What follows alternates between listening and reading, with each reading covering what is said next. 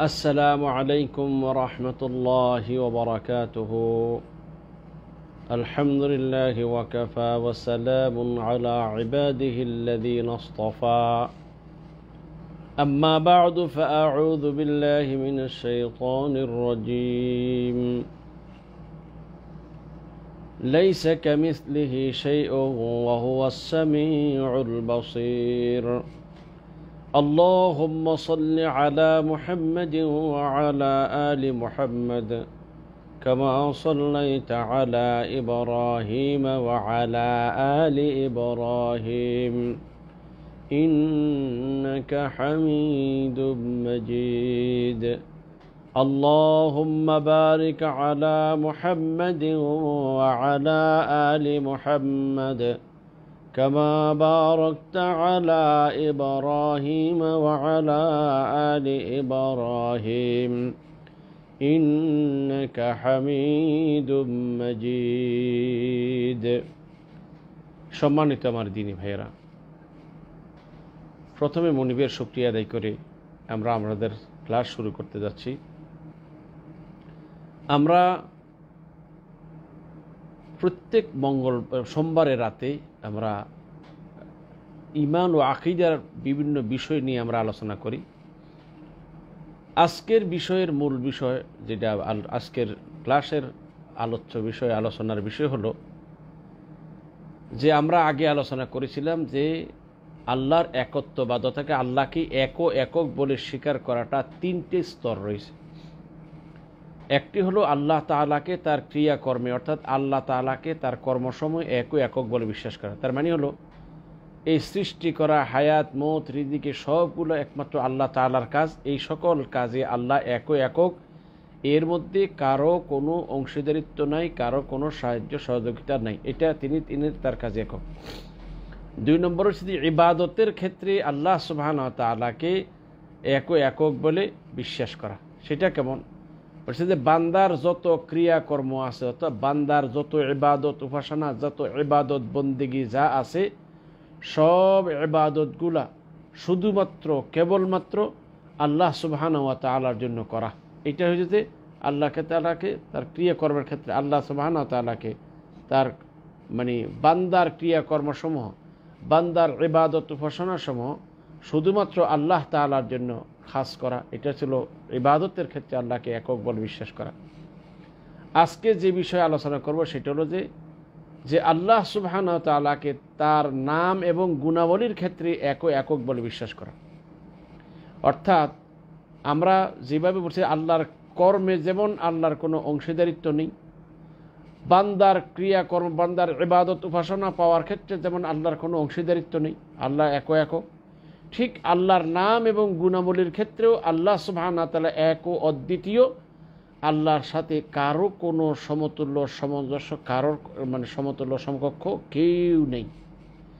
এই বিষয়টাই বলছিলাম যে আমরা আজকে যে হেডিংটা যেটা দিয়েছিলাম, যে বিষয়ে জ্ঞান অর্জন করলে, যে বিষয় সম্পর্কে জানতে পারলে বান্দার মনে আল্লাহর পরিচয় লাভ করা সম্ভব। সত্যিই আল্লাহ তাআলাকে চিনার এক বড় গুরুত্বপূর্ণ একটি বিষয় হলো আল্লাহর নাম এবং গুণাবলী সম্পর্কে চেনা। প্রিয় ভাইরা, আপনারা একটা কথা খুব সহজে বুঝতে পারবেন। এই পৃথিবীতে মানুষ তো সবাই মানুষ, কিন্তু একজন মানুষকে দেখলে যত মানুষ দেখে বসার থেকে দাঁড়াই জায়গা। একজন মানুষ, তাকে দেখলে হাতে কোনো দেখতে খারাপ দেখা যায় এমন কিছু থাকলে সবগুলো সে ফেলে দেয়, বরং সে সোজা হয়ে যায়। এর সাথে আর অনেক মোটা আরেকজন লোক আছে, ফাঁসি দিয়ে চলে গেল, কেউ তার চিনেও না, তার সাথে কথাও বললো না। দাঁড়াইয়া সালাম করা, তার সাথে মুসাফা করা, তার জন্য রাস্তা ছেড়ে দেওয়া, এটা তো বহুত দূরের কথা। তার সাথে কেউ একটু হাত মিলাইতে চায় না, এও মানুষ। এই দুই মানুষের মধ্যে পার্থক্য, একজনের এত সম্মান করে, একজনের দেখলে লোকের বাসা নম্র হয়ে যায়, হাত পা গুটাইয়ে ফেলে, আরেকজনের দেখলে কেউ কিছু করে না। কারণ এই দুইজনের ভিতরে পার্থক্যটা গুণের কারণে হয়েছে।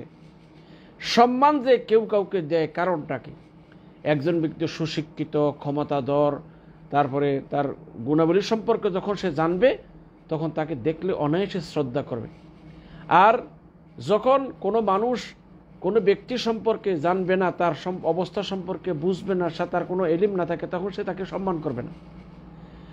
একজন আল্লাহর প্রিয় বান্দা তখনই আল্লাহ সুবহানাহু ওয়া তাআলাকে মনে প্রাণে ভালোবাসবে, আল্লাহকে সম্মান করবে, আল্লাহর প্রতি শ্রদ্ধায় তার মত অবনত করবে, যখন সে আল্লাহর বরত্বতা সম্পর্কে, আল্লাহর দয়া সম্পর্কে, আল্লাহর ক্ষমতা সম্পর্কে, আল্লাহর এই সব গুণাবলী সম্পর্কে যখন সে জানবে, তখনই তার মধ্যে আল্লাহর প্রতি ভালোবাসা, আল্লাহর প্রতি শ্রদ্ধা, আল্লাহর প্রতি মহব্বত এবং ভক্তি আসবে। আর এইটা না জানার কারণেই আজকে একটা জিনিস উদাহরণস্বরূপ দেখেন, আমরা যখন র্যাব, পুলিশ বা এরকম কোনো ক্ষমতাধর কোনো ব্যক্তিকে দেখি তো আমরা ভয়ে মানে আমাদের শরীরে কম্পন সৃষ্টি হয়ে যায়। কিন্তু এর ক্ষমতাটা সাময়িক ক্ষমতা, সেও মানুষ, সাধারণ ক্ষমতা তার, তারপরেও তাকে দেখলে আমরা ভয় পাই। কিন্তু এই আসমান আর জমিনের যিনি একচ্ছত্র মালিক, সে আল্লাহ তাআলাকে আমরা ভয় করি না। যেমন এটা আমরা সাধারণত দেখি রমজান মাসে অনেকেই রোজার দিনে ধূমপান করে অথবা কোনো কিছু খায়, খাওয়ার সময় কি বলে, আল্লাহকেই যখন ভয় করি না আর মানুষকে ভয় করে লাভ কি? আলিয়াজবিল্লাহ, আলিয়াজবিল্লাহ। আহা, এই মানুষটা যদি সামান্যতম চিন্তা করতো যে আল্লাহ সুবহানাহু ওয়া তাআলা কে, আল্লাহ কেমন, আল্লাহর এই বরত্বতার কথা, আল্লাহ যে এই মহান, আর এই কথাগুলো যদি সে জানতো, বুঝতো, তাইলে কখনো এই কথাটা তার মুখ থেকে বের হতো না। বাবর ভাই অথবা তহিন ভাই, আমাকে একটু বাংলা লিখে দেন তো, আমি ক্যামেরাটা কি করব, একটু কষ্ট করে লিখে দেন। ভাইকে বলবো যে ভাইরা এখন আসুন তো দেখি এই বিষয়টা একটু ক্লিয়ার করে করে যান। মানে মানুষ কত উদাসীন হলে, কত আল্লাহর ব্যাপারে বেখবর হলে এমন কথাটা বলতে পারে যে আল্লাহকেই ভয় করে না, মানুষকে কীভাবে ভয় করো? অথচ সৃষ্টির সব বস্তু আল্লাহকে ভয় করে, অথচ মানুষ আল্লাহকে ভয় করে না বলে দাবি করে। এটা কত বড় অন্যায় অপরাধ। কেন আসলে সে ভয় করবে কি? সে আল্লাহ সম্পর্কে কিছুই জানে না, মনে করে আল্লাহ একজন, সে গ্রামের চেয়ারম্যান মেম্বারকে যেরকম মনে করে আল্লাহ বোধহয় এরকমই কেউ কিছু না। সুবহানাল্লাহ, আল্লাহ তিনি মহান, আল্লাহ তিনি মহান, আল্লাহ মহান, আল্লাহ সুবহানাহু সর্বক্ষমতার মালিক, তিনি সব কিছু সম্পর্কে তার দয়া অসীম, তার ক্ষমতাও অসীম। এবার আসুন ভাইয়েরা, আমি সকল ভাইদেরকে যে কথাটা বলতে চাচ্ছি, যে আমরা বলছি যে তাওহীদের তৃতীয় নম্বর যেটা আল্লাহর নাম এবং গুণাবলীর ক্ষেত্রে আল্লাহকে একক বলে বিশ্বাস করা। এইটার অর্থটা কি? এটা হলো যে, এর অর্থ হলো যে কোরআনুল কারীমে আল্লাহর যে সকল নাম ও গুণাবলী বর্ণিত হয়েছে এবং রাসূলুল্লাহ সাল্লাল্লাহু আলাইহি ওয়াসাল্লামের হাদিসে আল্লাহর যে সকল নাম এবং গুণাবলী সমূহ বর্ণিত হয়েছে, এই সকল নাম এবং গুণাবলীর প্রতি আমরা বিশ্বাস স্থাপন করব, কোনো রকমের উদাহরণ, কোনো রকমের সাদৃশ্য পেশ করা ব্যতীত, কোনো রকম এটার মধ্যে কোনো বিকৃতি বা অস্বীকৃতি জানানো ব্যতীত। তাইলে আমরা কি বুঝলাম? যে কোরআন এবং হাদিসের মধ্যে আল্লাহ সুবহানাহু ওয়া তাআলা সম্পর্কিত যে সকল নাম এবং গুণাবলীগুলো, আল্লাহর যে সকল গুণ এবং নাম সম্পর্কে বর্ণনা হয়েছে, এই সমস্ত নাম এবং গুণাবলীর প্রতি আমরা দৃঢ় বিশ্বাস স্থাপন করব। এর মধ্যে কোনো প্রকারের বিকৃতি, অস্বীকৃতি, ধরন, গঠন, সাদৃশ্য কিছুই পেশ করব না। যেটা যেভাবে এসেছে সেভাবে আমরা বিশ্বাস করব, যেটা আল্লাহর জন্য যেমন শান হয় এমনই হবে। এইভাবে বিশ্বাস করাটা, এটা হলো তাওহীদে আসমা ওয়া সিফাত, অর্থাৎ আল্লাহ তিনি তার গুণে এক ও অদ্বিতীয়। একটা কথা সব মনে রাখবেন ভাই, আল্লাহ তাআলা তিনি যে গুণান্বিত, এই গুণ পৃথিবীর কারো নেই। আল্লাহ তিনি জাত এবং সত্তার ক্ষেত্রে যিনি এক ও অদ্বিতীয়, ঠিক তেমনি তিনি তার গুণাবলীর ক্ষেত্রে অদ্বিতীয়। একটা উদাহরণ দেখেন, এই পৃথিবীতে আপনারা আমাদের সবাই আমরা কম বেশ দেখি, আমাদের দেখাটার একটা সীমাবদ্ধতা আছে। আমরা সবাই শুনি, আমাদের শোননটা একটা সীমাবদ্ধতা আছে। আমাদের আওয়াজটা পৌঁছে, এটা একটা সীমাবদ্ধতা আছে। আমরা সবাই কিছু জানি, কিন্তু আমাদের জানাটার একটা সীমাবদ্ধতা আছে। কিন্তু আল্লাহ দেখেন, আল্লাহ শোনেন, আল্লাহ জানেন, এই জানা, দেখা, শোনা এটার কোনো সীমাবদ্ধতা নাই, কোনো লিমিটেড না, বরং এটা অসীম, যার কোনো সীমা নাই। অর্থাৎ আমরা একটা নির্দিষ্ট সীমার ভিতরে হলে ভালো শুনি, ভালো দেখি, ভালো আমরা বুঝতে পারি, কিন্তু এই সীমাটা অতিক্রম করলে আমরা আর জানি না, শুনি না, কিন্তু আল্লাহর কাছে কোনো দূর বলতে কিছু নেই, সবগুলোই কাছে। সপ্তম জমিনের নিচ থেকে কেউ যদি আল্লাহকে ডাকে তিনি শুনতে পাবেন। এই সপ্তম জমিন উপরে থেকে ডাকলে যেমন আল্লাহ শোনেন, সপ্তম জমিন নিচের থেকে ডাকলেও আল্লাহ শুনবেন। আল্লাহর কাছে কোনো দূরে আর কাছে বলতে কিছু নাই। তাহলে আল্লাহ রাব্বুল ইজ্জত ওয়াল জালাল লাইসা কামিসলিহি শাইউন ওয়া হুয়াস সামিউল বাসীর। আল্লাহর মতো, আল্লাহর অনুরূপ কোনো বস্তু নাই, তিনি সব দেখেন এবং সব শোনেন। তাইলে আমরাও দেখি, আল্লাহও দেখেন, আমরাও শুনি, আল্লাহও শোনেন। তাইলে আমাদের শোনাটা একটা সামান্য সীমিত জায়গার ভিতরে, কিন্তু আল্লাহ সব দেখেন, সব শোনেন, সব জানেন। তাইলে আল্লাহর মতো, আল্লাহর সমতুল্য সমকক্ষ কোনো বস্তু নাই, এটা আমাদের মনে রাখতে হবে। এখন আরেকটা জিনিস হলো যে কি, যে কোরআন এবং হাদিসে যে সমস্ত নাম এবং গুণাবলী আছে তার বাইরে কোনো নাম আর গুণাবলী আল্লাহর জন্য সাব্যস্ত করা যাবে না। কারণটা কি, এটা একটু মনে রাখতে হবে। আমি যে কোনো কথা বললাম, আমার মন মতো একটা কথা বলে ফেললাম যে আল্লাহ এমন, আল্লাহ তেমন, এইরকম বলা যাবে না।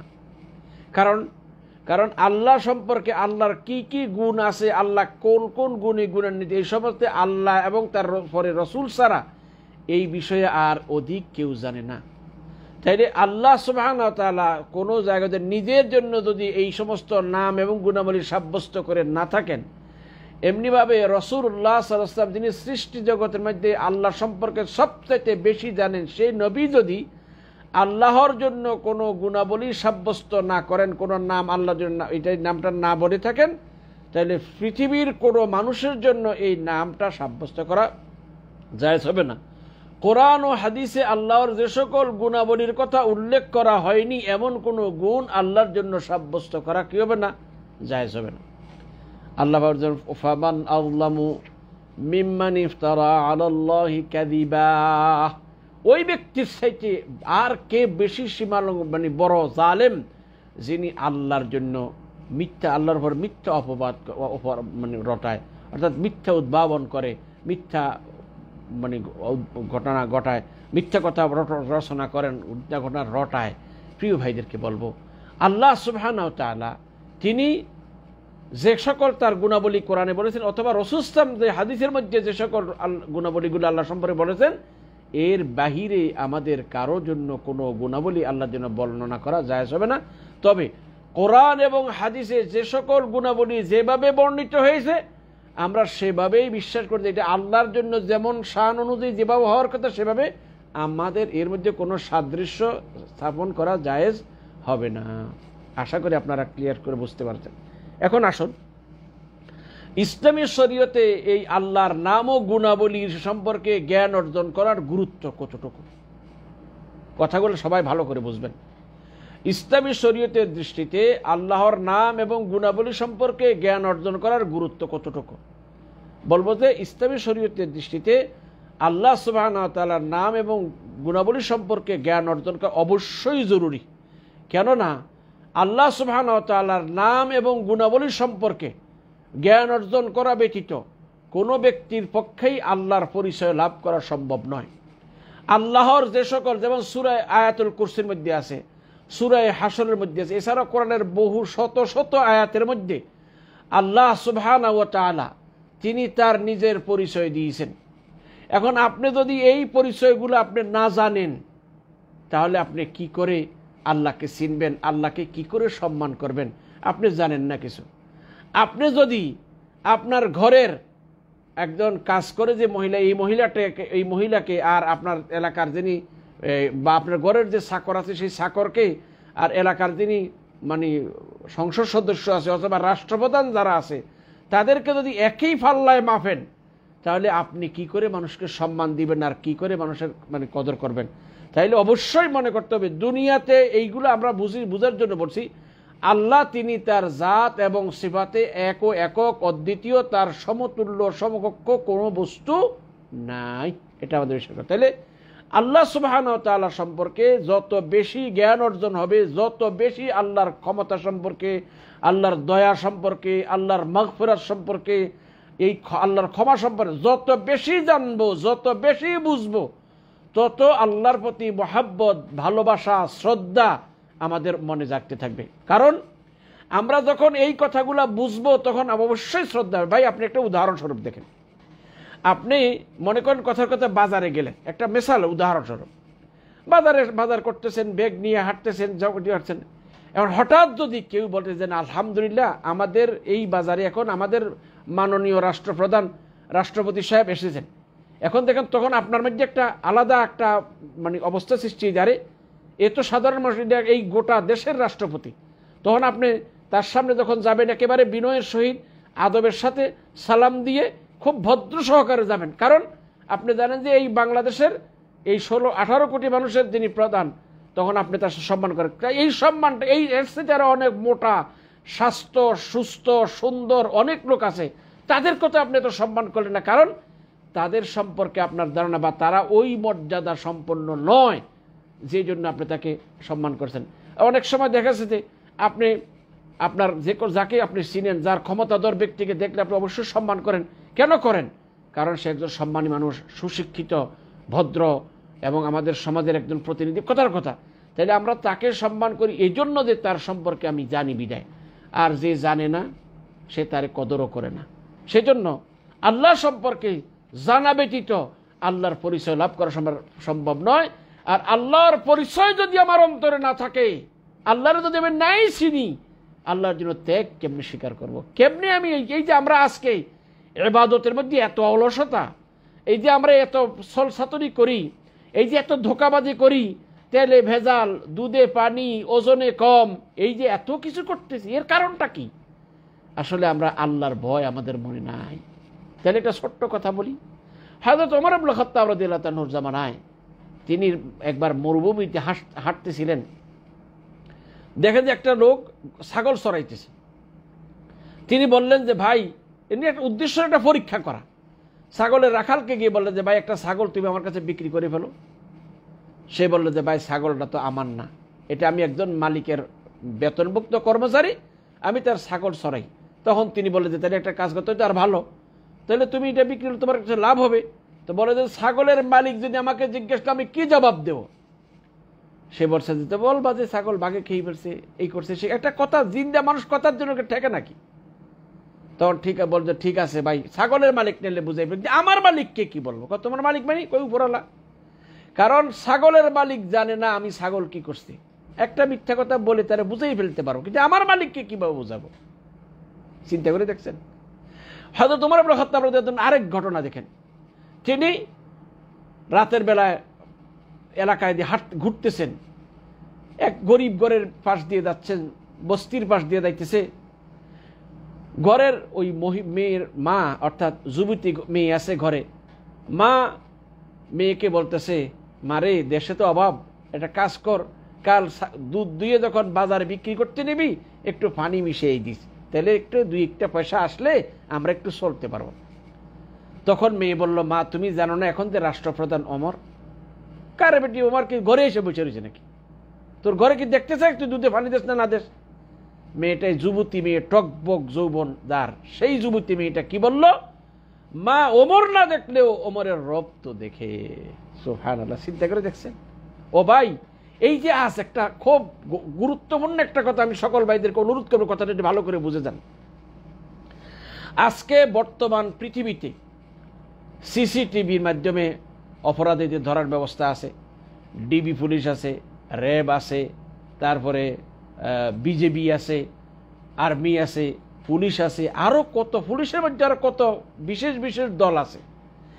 এত কিছু থাকা সত্ত্বেও বর্তমান পৃথিবীতে যে পরিমাণের অপরাধ হচ্ছে, এর মতো 100 ভাগের 1 ভাগও রাসূলুল্লাহ সাল্লাল্লাহু আলাইহি ওয়াসাল্লামের জামানায় ছিল না। আপনারা একটা জিনিস চিন্তা করে দেখেন, রাসূলুল্লাহ সাল্লাল্লাহু আলাইহি ওয়াসাল্লামের জামানায় ক্ষুধা, দরিদ্রতা, পিপাসা, অভাব, অনটন কি পরিমাণের ছিল, এর কোনো বর্ণনা দিয়ে শেষ করা যাবে না। এত অভাব, এত দুর্ভিক্ষ, এত কষ্টে থাকা সত্ত্বেও, আর এখন যেরকম বাড়ির আরসিসি ফিলারের উপরে যে মজবুত দেয়াল দিয়া লোহার গেট বানানো হয়, সেই যুগে কিছুই ছিল না। সামান্য খেজুরের পাতার বানানো সেই ঘর, সামান্য এই যে একটু দরজা ঠেলা দিলেই ভেঙে তার ভিতরে ঢুকতে পারত। কিন্তু দেখুন সেই জামানায় কেউ কারোর ঘরে চুরি করছে যে দরজা ভাইগা চুরি করছে যে এইরকম প্রমাণ আপনি লাখে নয় কোটিতে পাওয়াটা কঠিন হবে। কিন্তু এখন এত বড় তালা, এত শক্ত গেট, এত মজবুত পিলার, এরপরেও দেখা যাচ্ছে যে এই তালা ভেঙে, দরজা ভেঙে, লোহার সিন্দুক ভেঙে, এই বড় বড় তালা ভেঙে মানুষ চুরি করে, ডাকাতি করে, অন্যায় অবিচার করে। সিসি ক্যামেরা আছে, সব থাকা সত্ত্বেও মানুষ অপরাধ করে। কিন্তু সেই যুগে করে না, এখন করে নাই। এখন করে কেন? বলে একটা জিনিসের দেখার, সেই জামানায় অভাবন্টন ছিল, সিসি ক্যামেরা ছিল না। সেই জামানায় সিসি ক্যামেরা ছিল না, ডিবি ছিল না, রেপ ছিল না, বিজিবি ছিল না, আর্মি ছিল না, পুলিশের এই রকমের ব্যবস্থা ছিল না। এরপরেও সেই জামানায় মানুষ ক্ষুধায় বেহুশ হয়ে রাস্তায় পড়ে গেল, কারোর ঘরে চুরি করে নাই, কারোর ঘরে দরজা দিকে কোনো মেয়ের ইজ্জত নষ্ট করে নাই। আজকে এত সেফ থাকার জন্য, এত ব্যবস্থা থাকার পরও কেন হয়? এর কারণ একটা, সেই যুগের মানুষ আল্লাহকে চিনার কারণে এরা একাগ্র চিত্রে হলেও কেউ না দেখলেও তারা ভাবতো পৃথিবীর সকল চোখের আড়াল হয়ে গেল, আল্লাহর চোখ থেকে আমি আড়াল হতে পারি নাই। তাই তারা পাপ করার সময় এই ধ্যান ধারণা তাদের মনে থাকার কারণে তারা পাপ কাজে লিপ্ত হয় নাই। আর আজকে এই এত মজবুত দেয়াল আছে, এত মজবুত গেট আছে, এত শক্ত তালা থাকা সত্ত্বেও, সিসি ক্যামেরা, তারপরে পুলিশ, ডিবি সব থাকা সত্ত্বেও অপরাধ রোধ করা যাচ্ছে না। দিনের পর দিন অপরাধের রাজত্ব কায়েম হচ্ছে। এর একমাত্র কারণ ওই আল্লাহর ভয়টা, আল্লাহ সম্পর্কে আমাদের ধারণাটা ঠিক জানি না, নাই, যে আমরা আল্লাহর ভয় আমাদের মনে নাই। আল্লাহ যে সব দেখেন, সব শোনেন, এর জন্য আমাকে আল্লাহর সামনে একদিন কাটে দাঁড়িয়ে বিচারের সম্মুখীন হতে হবে, এই বিশ্বাসটা আমাদের মনে নাই বলে পুলিশ, বিজেপি, মানে ডিবি কোনোটাই আমাকে অপরাধ থেকে বাঁচাতে পারতেছে না। এত কিছু সরকার এত ব্যবস্থা করার পরেও, এত শাস্তির ব্যবস্থা রাখার পরেও তারপরেও পারতেছে না। তার কারণ ওই মানবিক সেই চিন্তাধারাটার পরিবর্তন হয় নাই। সেই যুগের মানুষ ক্ষুদা, আবু হুরায়রা ক্ষুদায় বেহুশ হয়ে পড়ে যেত, কিন্তু জীবনেও কখনো কারোর একটি পাই পয়সা চুরি করে নাই, কারোর একটা খেজুর চুরি করে খায় নাই। কষ্ট পেয়েছে, ক্ষুদায় বেহুশ হয়ে যেত, মানুষ তাকে মৃগ রোগে আক্রান্ত বলে মনে করত, জুতা টুতা নাকের কাছে নিয়ে শোগাইত। হযরত আবু হুরায়রা বলতেন, আল্লাহর কসম আমার ক্ষুদা ছাড়া আর কোনো রোগ ছিল না। তাহলে কি বোঝা গেল? সেই যুগের মানুষদের আল্লাহকে চিনেছে বলে, আল্লাহ সম্পর্কে তাদের জ্ঞান ছিল বলে এরা অপরাধে জড়িত হয় নাই। আজ এই যুগের মানুষের অপরাধ দমনের এত কিছু ব্যবস্থা থাকা সত্ত্বেও অপরাধে লিপ্ত অহরহ। তার কারণ আল্লাহ সম্পর্কে আমাদের ধারণা নাই, আমরা আল্লাহর ব্যাপারে উদাসীন হয়ে গেছি, সেই জন্যই এই অবস্থা। তাই বলবো, আল্লাহ সম্পর্কে যত বেশি আপনি জানতে চান, যত আল্লাহর বর্তমান সম্পর্কে জানবেন, যত আল্লাহর দয়া সম্পর্কে জানবেন, তত আল্লাহর প্রতি মহব্বত হবে, আল্লাহর প্রতি ভয় সৃষ্টি হবে। এই জন্য এটা দরকার যে আপনার কি রাখবে, এই আল্লাহর নাম এবং গুণাবলী সম্পর্কে যত বেশি আপনি অধ্যয়ন করবেন, আল্লাহর এই সম্পর্কে যত বেশি শিখবেন, পড়বেন, তত আপনি আল্লাহর সম্পর্কে আপনার পরিচয় লাভ হবে, আল্লাহকে আপনি চিনতে পারবেন, আল্লাহর প্রতি ভালোবাসা হবে, আল্লাহর প্রতি আল্লাহর গজবের ভয় হবে, আল্লাহর সামনে দণ্ডায়মান হওয়ার ভয় আপনার মনে আসবে। সেই জন্য আমি বলি এইটা একটা গুরুত্ব। দ্বিতীয় নম্বর হলো যে এই যে আমরা এটা জানেন, আপনারা বলছিটা তিনটা বিষয়ের পরিপূর্ণ একসাথে হলে তাওহীদ অর্থাৎ একত্ববাদী বলে আমি বলব। তাওহীদের 3 ভাগের তৃতীয় নম্বর হলো যে আল্লাহকে তার নাম এবং গুণাবলীতে এক ও অদ্বিতীয় বলে বিশ্বাস করা। এটা যদি আমি বিশ্বাস না করি তাহলে আমি তাওহীদবাদী হতে পারবো না। এবার সালাত সিয়াম যতই পালন করি না কেন আমি মুমিনে মুওয়াহ্হিদ হতে পারবো না। সেই জন্য আমাদের দরকার এটা অবশ্যই জানা। 3 নম্বর হলো যে আমরা যেটা একটু আগেও বলেছিলাম, একজন ব্যক্তির প্রতি সম্মান, একজন ব্যক্তির প্রতি মহব্বত তখনই সৃষ্টি হবে তখন তার মান মর্যাদা, সব তার ক্ষমতা, তার গুণাবলী সম্পর্কে জানবো। আর আল্লাহ সম্পর্কে জানার, আল্লাহকে চিনার সর্বোত্তম পদ্ধতি হলো আল্লাহর এই নাম এবং গুণাবলী সম্পর্কে জানা।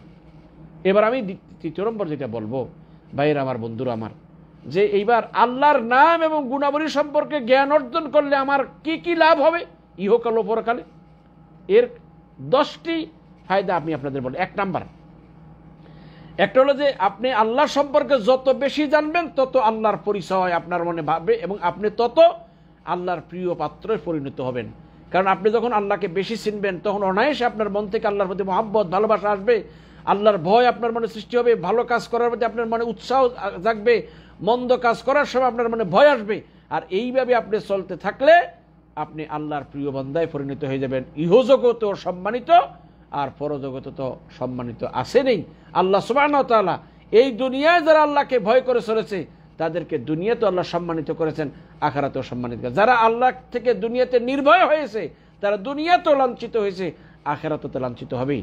2 নম্বর হলো যে এই আল্লাহ সুবহানাহু ওয়া তাআলার সম্মান আমাদের অন্তরে, আল্লাহর সম্মান বোধ আমাদের মনে সৃষ্টি করার জন্য, আল্লাহর পবিত্রতা সম্পর্কে অধিক জানার জন্য এটা একটা বড় উদাহরণ যে আল্লাহর নাম এবং গুণাবলী সম্পর্কে বেশি বেশি করে জানা। 3 নম্বর হলো যে আল্লাহর এই নাম আর গুণাবলী সম্পর্কে যত বেশি জানবো তত আমাদের মনে আল্লাহর মহব্বত এবং ভালোবাসা সৃষ্টি হবে। কারণ আপনি একটা মানুষের গুণাবলী সম্পর্কে যত, আজকে দেখুন পৃথিবীতে এমন অনেক মানুষ আছে যাদেরকে হাজার হাজার লাখ লাখ মানুষ একেবারে অন্ধের মতো ভালোবাসে। কারণটা কি? তারা সম্পর্কে যখন জানছে এই লোকটা অনেক আল্লাহওয়ালা, বুজুর্গ, সচ্চরিত্রবান, দয়ালু, এত যত বেশি শুনবে তত তার প্রতি মায়া জন্মাবে, তত তার প্রতি ভালোবাসা সৃষ্টি হবে এবং এর সাথে শ্রদ্ধা আসবে। তাহলে আল্লাহর পরিচয়ের জন্য, আল্লাহর মহব্বতের জন্য এটা একটা বিশাল বড় জিনিস। 4 নম্বর হলো যে আল্লাহর নাম এবং গুণাবলীর মাধ্যমে যখন বান্দা আল্লাহর কাছে কোনো জিনিসের প্রার্থনা করে আল্লাহ তা দান করেন।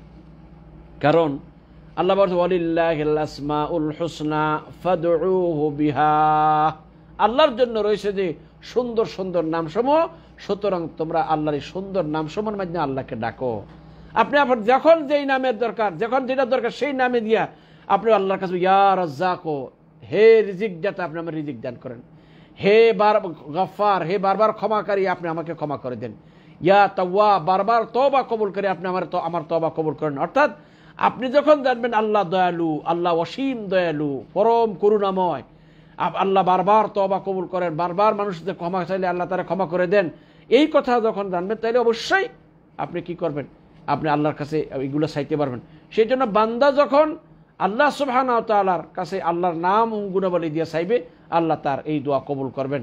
কারণ হাদিসে আছে কোনো বান্দা যখন বিপদে মুসিবতে পড়ে আল্লাহর কাছে দোয়া করবে এবং এর মধ্যে এই দোয়ার শেষ অংশ আছে আল্লাহুম্মা ইন্নী আসআলুকা বিকুল্লি ইসমিন হুয়া লাক সাম্মাইতা বিহি নাফসাক আও আনজালতাহু ফি কিতাবিক আও আল্লামতাহু আহাদান মিন খালকিক আও ইসতাআসারতা বিহি ফি ইলমিল গায়বি ইনদাক আন তাজআলিল কুরআনা রাবিআ কলবি ওয়া নূরা সাদরি ওয়া জালাআ হুজনি ওয়া যিহাবা হাম্মি ওয়া গাম্মি। হযরত রাসূলুল্লাহ সাল্লাল্লাহু আলাইহি ওয়াসাল্লাম বলেছেন যে কোনো বান্দা যখন আল্লাহর কাছে দোয়া করবে, আল্লাহ আমি আপনার নিকট প্রার্থনা করছি আপনার সেসব নামের ওসিলায় যা দ্বারা আপনি নিজেকে অভিহিত করেছেন, অথবা আপনি আপনার কিতাবে নাজিল করেছেন, অথবা আপনি আপনার সৃষ্টির কাউকে উহা শিক্ষা দিয়েছেন, অথবা আপনি গায়েবের পর্দায় উহা আপনার নিকট গোপন রেখেছেন। এইভাবে যখন কোনো বান্দা আল্লাহ আপনি আমার কোরআনকে আমার অন্তর জন্য রবি মানে অর্থাৎ আমার জন্য বসন্তকাল বানিয়ে দেন, তাহলে এটা এইভাবে যখন বান্দা দোয়া করবে আল্লাহ তার বিপদ 3টা পেরেশানি দূর করে দিবেন। তাহলে বোঝা গেল যে আল্লাহর মহান নাম ও গুণাবলী দিয়ে যখন কোনো বান্দা দোয়া করে, বিশেষ করে আল্লাহর মহান নাম দিয়ে যখন কেউ দোয়া করে আল্লাহ তার দোয়া কবুল করেন। হাদিসে আছে হযরত রাসূলুল্লাহ সাল্লাল্লাহু আলাইহি একবার মসজিদে প্রবেশ করলেন, গিয়ে দেখেন একজন ব্যক্তি সালাত আদায় করতেছেন এবং সে শেষ বৈঠকে বসা আছেন। শেষ বৈঠকে আত্তাহিয়াত এবং দুরূদ শরীফ শেষ করে সালামের পূর্বে তিনি একটি দোয়া পড়লেন, কি আল্লাহুম্মা ইন্নী আসআলুকা আন্নী আশহাদু আন্নাকা আনতাল্লাহ লা ইলাহা ইল্লা আনতা আল আহাদু আস-সামাদু আল্লাযী লাম ইয়ালিদ ওয়া লাম ইউলাদ ওয়া লাম ইয়াকুল লাহু কুফুয়ান আহাদ। এই দোয়া পড়ে তিনি আল্লাহর কাছে চাইতেছে যে আল্লাহ আপনি আমার জান্নাত দান করেন, আমার জাহান্নাম থেকে পানা দেন। হযরত রাসূলুল্লাহ সাল্লাল্লাহু আলাইহি ওয়াসাল্লাম বলতেছেন এই লোকটা কি দ্বারা, কিসের দ্বারা আল্লাহকে ডেকেছে তোমরা জানো? বলছে যে এই লোকটা আল্লাহকে তার মহান নামের দ্বারা, ইসমে আযমের দ্বারা ডাকছে। এই নামে যখন কেউ আল্লাহকে ডাকে আল্লাহ তার ডাকে সাড়া দেন, দোয়া করলে দোয়া কবুল করেন। তাহলে বুঝা গেল আল্লাহর নাম এবং গুণাবলীর উসিলা করে যখন কোনো বান্দা দোয়া করে আল্লাহ তার দোয়া কবুল করেন। এমনিভাবে আল্লাহ সুবহানাহু ওয়া তাআলার এই নাম এবং গুণাবলী দিয়া যখন কোনো বান্দা মানে আল্লাহর কাছে কোনো জিনিস মানে প্রার্থনা করে, তখন দেখা যায় যে আল্লাহ সুবহানাহু ওয়া তাআলার নাম এবং গুণাবলীর এই বদৌলতে আল্লাহ সুবহানাহু ওয়া তাআলা এই যাকে হালাল হারাম ব্যবস্থা। যেমন দেখেন কোন একটা প্রাণী যদি আপনি আল্লাহর নাম নিয়ে জবাই করেন এটা হালাল হবে, আর আল্লাহর নাম নেওয়া ব্যতীত যদি কোনো প্রাণী জবাই করেন সেই প্রাণীটা হালাল হবে না। তাহলে আল্লাহর নামের ফায়দা দেখুন, আল্লাহর নাম নিয়ে যখন আপনি কোনো প্রাণী জবাই করবেন এটা আপনার জন্য হালাল হয়ে যাবে। আল্লাহ বলে ফাকুলু মিম্মা যুকিরা ইসমুল্লাহি আলাইহি ইন কুনতুম বিআয়াতিহি মুমিনিন। ফাকুলু মিম্মা যুকিরা ইসমুল্লাহি আলাইহি, তোমরা সেই প্রাণীর গোশত খাও যেগুলো আল্লাহর নাম নিয়ে জবাই করা হয়েছে, যদি তোমরা আল্লাহর আয়াতের প্রতি বিশ্বাস রাখো। তাইলে বোঝা গেল যে নামে আল্লাহ কিনা বলতেছে যে প্রাণীকে আল্লাহর নাম নিয়ে জবাই করা হয়েছে সেই প্রাণীর গোশত খেতে বলছে, আর যে প্রাণীকে আল্লাহর নাম নিয়ে জবাই করা হয় নাই সেই প্রাণীর গোশত খেতে নিষেধ করা হয়েছে। তাহলে বুঝেছে এই আল্লাহর নামের বরকত এর কারণে একটা প্রাণী হালাল হয়, আর আল্লাহর নাম না নেয়ার কারণে প্রাণীটা মুমিনের জন্য হারাম হয়ে যায়। এমনিভাবে আল্লাহ সুবহানাহু ওয়া তাআলা মানে যে কখন আল্লাহর নাম নিয়ে যখন কোনো খাওয়া দাওয়া করে আল্লাহ এটা খাওয়াটা বরকতময় হয়, আর আল্লাহর নাম নিয়ে যদি খাওয়া দাওয়া না করে তাহলে সেখানে এটা শয়তানের অংশ থাকে, এটা বেবরকত হয়ে যায়। হাদিসে আছে আল্লাহ রাসূল বলেছেন ইযা দাখালা আর-রাজুলু বাইতাহু ফাযাকারাল্লাহা ইনদা দুখুলিহি ওয়া ইনদা তাআমিহি ক্বালা আশ-শাইতানু লা মুবিতা লাকুম ওয়া লা আশা, রাওয়াহু মুসলিম। হযরতে রাসূলুল্লাহ সাল্লাল্লাহু আলাইহি ওয়াসাল্লাম ইরশাদ করেন, যখন কোনো মানুষ কোনো ব্যক্তি তার ঘরে প্রবেশ করার সময় এবং খাওয়া দাওয়ার সময় আল্লাহর নাম নেয়, অর্থাৎ আল্লাহর নাম নিয়ে ঘরে প্রবেশ করে আল্লাহর নাম নিয়ে খাওয়া দাওয়া শুরু করে, শয়তান তখন তার অন্য শয়তান দিয়ে বলে যে আজকের রাতে এই ঘরে রাত যাপনের কোনো ব্যবস্থা নাই, আর এখানে রাতের খাবারের কোনো ব্যবস্থা নাই। আর যদি আল্লাহর নাম নেয়া ব্যতীত করে প্রবেশ করে খাওয়ার পূর্বে আল্লাহর নাম না নেয়, শয়তান বলে যে আজকে এই করে রাত্রি যাপনের ব্যবস্থাও হলো এবং রাতের খাবারের ব্যবস্থা হলো। সেই জন্য আল্লাহর নামের বরকত দেখুন কত। তাছাড়া আল্লাহর নাম নিয়ে যখন স্ত্রী মিলন করে একটা দোয়া পাঠ করে স্ত্রী মিলন করবে, তাহলে আল্লাহ পাক ওই মিলনের মধ্যে যদি কোনো ওই স্বামী স্ত্রীর ওই মিলনের মধ্যে যদি কোনো সন্তান হতে আল্লাহ পাক ওই সন্তানকে শয়তানের অনিষ্ট থেকে হেফাজত করবেন। যেমন হযরতে আব্দুল্লাহ ইবনে আব্বাস থেকে রাদিয়াল্লাহু তাআলা একটি বর্ণিত হাদিসে আছে, রাসূল সাল্লাল্লাহু আলাইহি ওয়াসাল্লাম বলেছেন লাউ আন্না আহাদাকুম ইযা আরাদা আন ইয়াতিয়া আহলাহু ফাকালা বিসমিল্লাহি আল্লাহুম্মা জান্নিবনা আশ-শাইতানা ওয়া জান্নিবিশ শাইতানা মা রাযাকতানা ফাইন্নাহু ইন ইউকাদ্দার বাইনাহুমা ওয়ালাদুন ফি যালিকা লাম ইয়াদুররুহু শাইতানুন আবাদা। রাসূলুল্লাহ সাল্লাল্লাহু আলাইহি ওয়াসাল্লাম ইরশাদ করেন, কোনো বান্দা যদি কোনো ব্যক্তি যদি তার স্ত্রী মিলন করার ইচ্ছা করে স্ত্রী মিলনের পূর্বে যদি এই দোয়া পরে বিসমিল্লাহ মানে আল্লাহর নামে মিলন শুরু করছি, আল্লাহুম্মা জান্নিবনা আশ-শাইতান ওয়া জান্নিবিশ শাইতানা মা রাযাকতানা, আল্লাহুম্মা এই কথাটা যখন বলে এই দোয়া পাঠ করে যখন স্ত্রী মিলন করবে, ওই মিলনে যদি আল্লাহর পক্ষ থেকে তাদের জন্য কোনো সন্তান লেখা থাকে তাহলে এই সন্তানকে কখনো শয়তান ক্ষতি করতে পারবে না। তাহলে দেখুন আল্লাহর নামের বরকত কতটুকু। এমনিভাবে যে ব্যক্তি আল্লাহর নাম এবং গুণাবলীকে মহব্বত করবে আল্লাহ তাকে মহব্বত করবেন। একটা হাদিস আপনাদের এর আগে আলোচনা করেছিলাম, সূরা ইখলাসের তাফসীরে এটা আলোচনা করেছিলাম। একজন সাহাবী তিনি আল্লাহ রসুল কিছু লোকদেরকে মুজাহিদদেরকে এক সফরে প্রেরণ করেছেন, এক যুদ্ধে প্রেরণ করেছেন। ওই যুদ্ধের ওই সফরের সাথীদের কমান্ডার যিনি ছিল তিনি তাদের নামাজ পড়াইতেন, আর প্রত্যেক রাকাতে সূরা ফাতিহার পর একটা সূরা মিলাইয়া রুকুতে যাওয়ার আগ দিয়ে তিনি সূরা ইখলাস পাঠ করতেন। এখন লোকেরা বলল যে রাসূল সাল্লাল্লাহু আলাইহি ওয়াসাল্লাম এমন করে তুমি এমনটা করে কেন? যাই হোক শেষ পর্যন্ত লোকেরা সফর থেকে ফিরে এসে রাসূল সাল্লাল্লাহু আলাইহি ওয়াসাল্লামকে অভিযোগ করলেন, ইয়া রাসূলুল্লাহ আমাদের ইমাম সাহেব এমন করেছেন। আল্লাহ রাসূল বলেছেন সালুহু লিআইয়ি শাইইন ইয়াসনাউ যালিক, তোমরা তাকে জিজ্ঞেস করো তোমাদের ইমাম সাহেবকে তিনি কেন এই কাজটা করেন। তারপর লোকেরা তাকে বললেন যে দেখো আল্লাহ রসুল তোমাকে জিজ্ঞেস করে তুমি কেন এমন কাজ করো। তিনি বলছেন যে লিআন্নাহা সিফাতুর রহমান ওয়া আনা উহিব্বু আন আকরাহা, কাজে এই সূরা ইখলাস বা সূরা কুল হুয়াল্লাহ সূরার ভিতরে আল্লাহর গুণগান আছে, এখানে আল্লাহর গুণাগুলি বর্ণনা করা হয়েছে, আমি এটারই মহব্বত করি। আল্লাহ রসুল এই কথা শোনার পরে বলছেন যে আখবিরহু ইন্নাল্লাহা ইউহিব্বুহু, আল্লাহ তাকে মহব্বত করেন। তাহলে বোঝা গেল এই আল্লাহর নাম এবং গুণাবলী যখন কোনো ব্যক্তি আল্লাহ মহব্বত করবে তাহলে নাম এবং গুণাবলীকে মহব্বত করার কারণে আল্লাহ ওই বান্দাকে মহব্বত করবে। তারপরে এই নাম আর এই গুণাবলীর মাধ্যমে দোয়া করার ব্যাপারে একটা কথা আপনাদেরকে স্মরণ করাই দিতে চাই। আমরা যখন দোয়া করি আল্লাহর নাম আর গুণাবলীর মাধ্যমে ওসিলা দিয়ে আমরা দোয়া করতে পারি। কীভাবে দোয়া করব? এটা দুই ভাগে বিভক্ত। একটা হলো যে আমরা এইভাবে বলতে, ইয়া আল্লাহ, আপনার যত নাম এবং গুণাবলী আছে সকল নাম এবং গুণাবলীর সুরে আমি আপনার কাছে এই প্রার্থনা করছি, আল্লাহ আমার জীবনের এই মুসিবতগুলো দূর করে দেন, আমার অভাবন্টনগুলো দূর করে দেন, আমার রোগব্যাধি বালাইগুলো দূর করে দেন, আমার ছেলে মেয়েদেরকে নেককার ফরজগার বানিয়ে দেন, আল্লাহ আমার অভাবন্টন দূর করে দেন, রিজিকে বরকত দেন। আমি দোয়া করতে পারি। এটা একটা বোধ, অর্থাৎ আল্লাহর সমস্ত নাম আর গুণাবলী উসিলা করে দোয়া করবেন।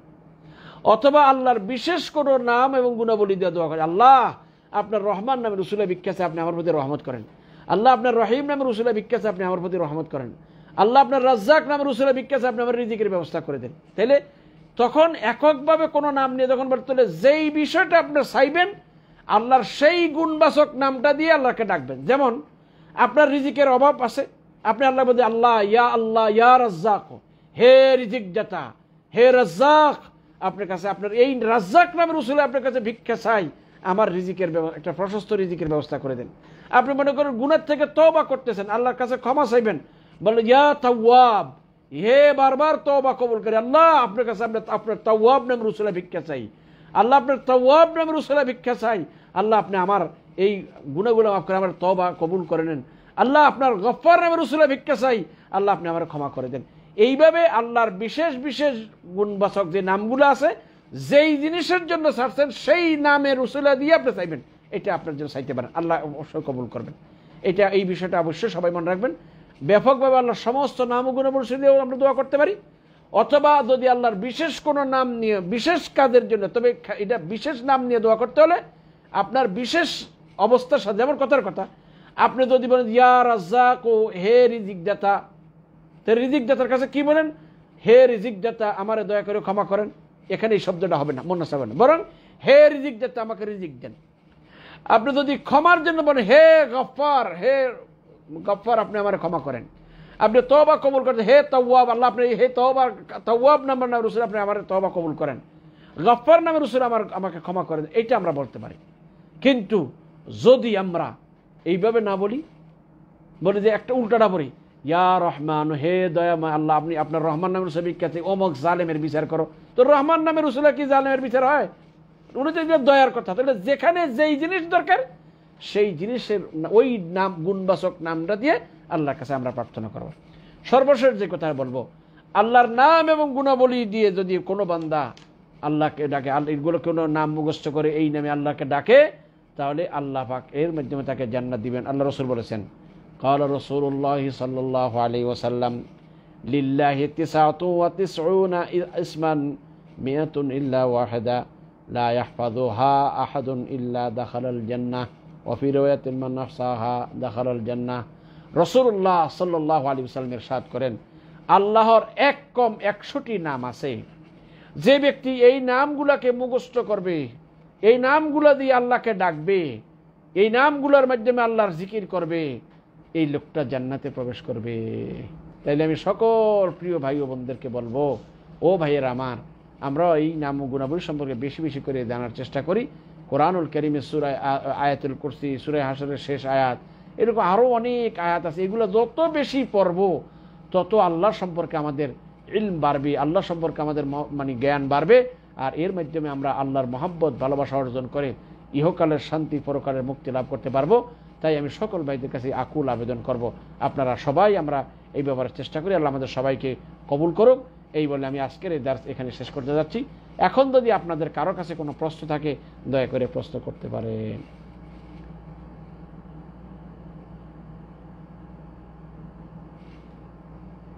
আমার প্রিয় একজন ভাই মোহাম্মদ হোসাইন মাস্টার সাহেব হাফিজাহুল্লাহ, আল্লাহ ওনাকে নেক হায়াত দান করুন, ওনার আল্লাহ এবং ওনাকে আমাদের সকলকে হালাল এবং বরকতের সম্মানের রিজিকের ব্যবস্থা করে দেন।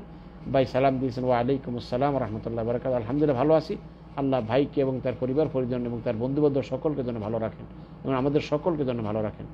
যে আর কোনো ভাইয়ের কোনো প্রশ্ন আছে ভাই? যে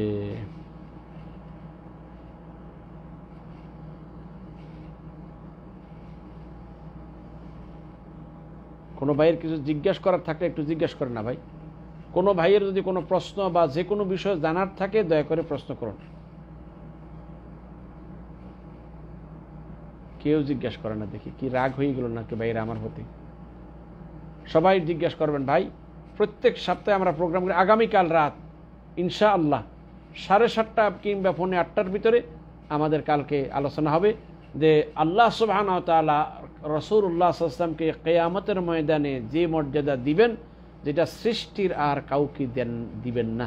তাহলে কিয়ামতের ময়দানে আল্লাহ পাক হাসরের মাঠে এবং পরকালে আল্লাহ রাসূল সাল্লাল্লাহু আলাইহি ওয়াসাল্লাম কি সকল বস্তু দ্বারা সম্মানিত করেছেন, এই বিষয়ে আগামীকাল রাত সৌদি আরবের সময় 7:30 হতে 7:45 মধ্যে আমাদের লাইভ হবে। সকল ভাইদের প্রতি আমার দাওয়াত রইল ইনশাআল্লাহ। আগামীকাল রাত 7:30 কিন্তু 7:45 মধ্যে আপনাদের সাথে সাক্ষাৎ হবে ইনশাআল্লাহ লাইভে। আল্লাহ আমাদের কবুল করুক। ওয়া আখিরু দাওয়ানা আনিল হামদুলিল্লাহি রাব্বিল আলামিন। একজন ভাই, যদি কেউ আল্লাহর কাছে তওবা করে পুনরায় ওই কাজে দ্বিতীয়বার লিপ্ত হয়, তৃতীয়বার, তাহলে আল্লাহ কি ক্ষমা করেন? উত্তর, ভাই দেখুন, আল্লাহ রাসূল বলেছেন যদি কেউ খাঁটি মনে তওবা করে আর কোনো ভুলবশত শয়তানের দোকানে যদি 70 বারও তওবা ভাঙে, তবে আল্লাহ তার তওবা কবুল করবেন। তবে কথা একটা, তওবাটা যেন খাঁটি মনে হয়। মনে করেন আপনি খাঁটি মনে তওবা করেছেন, একেবারে কোনো রকম ছলছাতরে নেই, কিন্তু হঠাৎ করে আপনি এমন একটা পরিস্থিতি আপনার সামনে এসে গেছে, আপনি মনে নেই, ভুল করে ফেলছেন, বদমেজাজি বাবা যে কোনো কারণে অপরাধ করে ফেলছেন, আবার করার পর মনে অনুতপ্ত হয়েছে, আবার আপনি খাঁটি মনে তওবা করেছেন, দেখা গেছে আর একটু সময় হঠাৎ করে আবার এমন একটা পরিস্থিতি সৃষ্টি হয়ে গেছে যেখানে আপনি নিজের কন্ট্রোল করতে পারেন নাই, ভুল হয়ে গেছে, আবারও যদি তওবা করেন আল্লাহ ক্ষমা করবেন। কিন্তু কথাটা হলো তওবাটা যেন খাঁটি মনে হয়। তবে তওবার একটা শর্ত আছে, সেটা যেই গুনাহগুলা যেখানে আপনি একবার করেছেন, যেখানে যাওয়ার পরে গুনাহ হয়েছে, তওবা করার পরে ওই জায়গাটা ত্যাগ করতে হবে। যেমন একটা উদাহরণ দেখেন, একজন লোক, মনে করেন কথা, কোন একজন ব্যক্তি এক জায়গাতে একটা অপরাধে জড়িত হয়েছে, এখন সে তওবা করার পরে ওই জায়গায় থাকে, তাহলে সে আবারও অনায়াস নির্ঘাত এখানে তো গুনাহ লিপ্ত হয়ে যেতে পারে। এখন মনে করেন আলিয়াযুবিল্লাহ, একটা উদাহরণস্বরূপ, একটা কোনো মেয়ের সাথে অপকর্ম করছে, এখন সে যদি ওই মেয়ের আশেপাশে আবার ঘুরে, তাহলে তওবার ভিতরে থাকবে, যে কোনো সময় এক সময় শয়তান তাকে ধোঁকা দিয়ে কি করবে, এটা অপরাধ করাই ফেলতে পারবে। সেই জন্য বলবো যে এই অপরাধ যেখানে তওবা করার পরে যে জায়গায় যাদের সাথে চলে, যেই সমস্ত জায়গায় গিয়ে আপনি অপরাধ করেছেন, সেই সমস্ত জায়গাগুলোর থেকে অবশ্যই দূরে থাকার চেষ্টা করতে হবে। আশা করি ভাই বুঝতে পেরেছেন। আমাদের খালেদ হোসাইন ভাই প্রশ্ন করেছেন, দোয়ায় কুনুতের ভিতর অন্য দোয়া করা যাবে কি? ইনশাল্লাহ যাবে, অবশ্যই যাবে। আপনি দোয়ায় কুনুত পড়ার পরে যদি আরও কোরআন সুন্নাহ মোতাবেক যে সমস্ত দোয়াগুলো আছে যদি অর্থ জানেন, বুঝেন, তাহলে ইনশাআল্লাহ আপনি দোয়া পরে আরও দোয়া করতে পারবেন। এইখানে যা আছে নিজের জন্য, পরিবার জন্য, দেশের জন্য, জাতির জন্য, উম্মতের জন্য দোয়া করতে পারবেন ইনশাআল্লাহ, জায়েজ হবে, কোনো সমস্যা হবে না ইনশাআল্লাহ। যে আর কোনো ভাইয়ের কিছু জিজ্ঞাসা করার আছে?